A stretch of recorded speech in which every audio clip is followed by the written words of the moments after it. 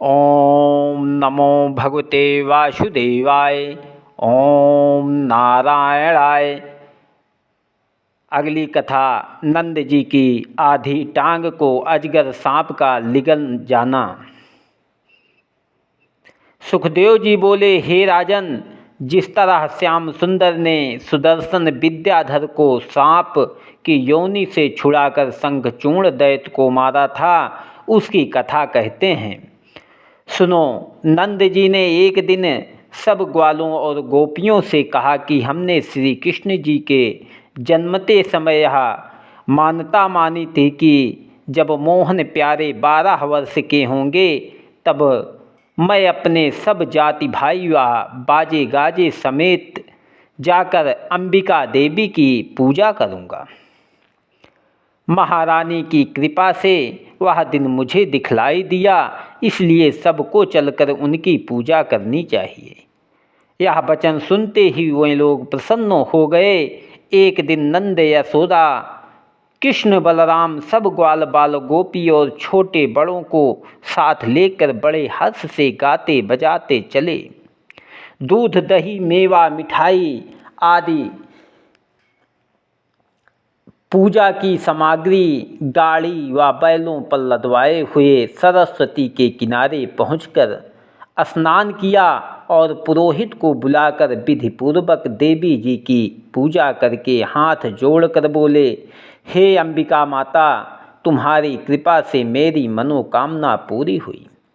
फिर नंद जी ने बहुत सी गौएं और सोना विधिपूर्वक दान देकर 1000 ब्राह्मणों को अच्छी तरह भोजन कराया। उस दिन महादेव भी देवतों समेत दर्शन करने आए थे। पूजा, परिक्रमा और ब्राह्मण भोजन कराने में सारा दिन बीतकर संध्या हुई। नंद जी आदि सब लोग रात को वहीं सो रहे। ऐसी विधि सोए सभी, सुधि न रही तनु माहि। बारंबार पुकारिए तबहु जागत नाही। हे राजन, उसी निंद्रा के समय जब आधी रात को एक अजगर आकर नंदराय की आधी टांग निकल गया और उन्होंने जागकर अपने को काल के मुख में फंसे देखा, तब श्री कृष्ण को अपनी रक्षा के लिए पुकारा। नंदराय का बोल सुनते ही सब ग्वाल बाल और गोपियों ने उठकर उजियारा करके देखा तो मालूम हुआ कि एक अजगर नंद जी की आधी टांग निगले हुए पड़ा है। यह दशा देखते ही वह लोग जलती हुई लकड़ियों से उस सांप को मारने लगे, पर उसने नंद जी को नहीं छोड़ा। तब सबों ने हार मानकर श्री कृष्ण जी को जगाया। जब श्याम सुंदर ने बालकों की तरह आंख मलते हुए उठकर जैसे ही अपने बाएं पांव का अंगूठा छुआया, वैसे ही उस अजगर ने नंद जी का पैर छोड़ दिया और जमुआही लेकर मनुष्य रूप बहुत सुंदर भूषण वस्त्र पहने राजाओं के समान हो गया और नंदलाल जी को दंडवत करके उनके सामने खड़ा होकर स्तुति करने लगा। यह हाल देखकर नंद आदि गोप और गोपियों ने अचंभा माना। श्याम सुंदर ने उस मनुष्य से पूछा, तुम स्वरूप सुंदरी महा, उपमा कही न जाए। सर्प रूप काहे धरहूँ, हमसे कहों बुझाए।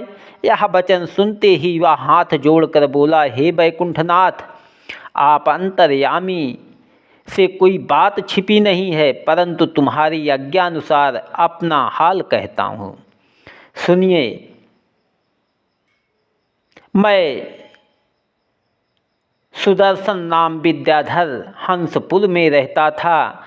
धन, सुंदरता और बुद्धि के अभिमान से अपने सामने किसी को कुछ नहीं समझता था। देवता लोग भी मेरा सम्मान बहुत करते थे। एक दिन विमान पर बैठकर सैर करने निकला। राह में अंगिरा ऋषिश्वर को कुरूप देखकर मुझे हंसी आई और मैं कई बेर अपना विमान उड़ाता हुआ उनके ऊपर ले गया। ऋषीश्वर ने विमान की परछाई ऊपर पड़ने से क्रोधित होकर मुझे श्राप दिया कि तू अजगर सांप हो जा। जब वह श्राप सुनकर मैंने अपना अपराध क्षमा कराने के लिए अति विनती की, तब उन्होंने कहा कि मेरा वचन फिर तो नहीं सकता, पर कुछ दिनों में श्री कृष्ण जी का चरण छूने से तुझे फिर विद्याधर का तनु मिलेगा। मैं तभी से अजगर होकर तुम्हारे चरणों की इच्छा रखता था। इसी वास्ते आज मैंने नंद जी का पांव पकड़ा, जिसमें तुम्हारा दर्शन मुझे प्राप्त हो। आपने दया करके मुझे अपना दर्शन देकर कृतार्थ किया। जिन चरण कमल का दर्शन ब्रह्मा, महादेव और इंद्रादिक देवताओं को ध्यान में जल्दी नहीं मिलता, उन चरणों को अंगिरा ऋषीश्वर के प्रताप से छूकर मैं पवित्र हुआ। त्राहि साप कैसे कहूँ, वह तो भई असीस, जहीं प्रताप जगदीश के, पग लागे मम शीस। इसलिए उन ऋषीश्वर के उपकार से मैं जन्म भर उऋण नहीं हो सकता। उन्होंने बुराई के बदले मेरे साथ भलाई की। अच्छे लोग किसी की बुराई नहीं चाहते। यह स्तुति व दंडवत करने के उपरांत वह विद्याधर विमान पर बैठकर अपने लोक को चला गया। तब ब्रजवासी लोगों ने अचंभा मानकर यह निश्चय किया कि वह परब्रह्मा परमेश्वर का अवतार है। प्रातः समय नंद आदि गोप वह गोपियाँ अंबिका देवी का दर्शन करके अपने घर आए। हे राजन, एक दिन श्याम व बलराम चांदनी रात में ब्रजबालाओं के साथ यमुना के किनारे रास व विलास करके बांसुरी बजाते थे। केशव मूर्ति ने मुरली की ध्वनि से ब्रजबालाओं का मन ऐसा मोह लिया कि गोपियाँ बांसुरी के शब्द पर मोहित होकर श्याम सुंदर के पीछे पीछे इस तरह गाती फिरती थी जिस तरह परछाई साथ नहीं छोड़ती। उस समय ब्रजबालाओं का चित्त ऐसा अचेत हो गया कि अपने तन व वस्त्र की कुछ सुधि उन्हें नहीं रही। अचानक उसी समय शंखचूर्ण नाम का यक्ष कुबेर देवता का सेवक अति बलवान तृणावर्त आदि दैत्यों का मित्र, जिसके सिर में बहुत बढ़िया मणि थी, घूमता हुआ वहाँ आया। उसने क्या देखा कि श्याम व बलराम बांसुरी बजा रहे हैं और बंसी की ध्वनि पर सब ब्रजबाला मोहित हो रही हैं। यह आनंद उससे देखा नहीं गया, इसलिए कुछ गोपियों को अपने कमंड में फंसाकर उत्तर की ओर ले चला। जब तक बांसुरी की ध्वनि गोपियों के कान में पहुंचती रही, तब तक वह ऐसी अचेत थी कि उन्हें अपने फंसने की कुछ सुधि मालूम नहीं हुई। जब दूर तक खींच ले जाने से उन्हें बंसी का शब्द सुनाई ना दिया, तब वे सब चैतन्य होकर अपने को कदम में फंसी देखते ही चिल्लाने लगी। पूर्ण ब्रह्म प्रीतिरसि पागी, पूर्ण ब्रह्म प्रीतिरसि पागी, कृष्ण कृष्ण करि टेरन लागी।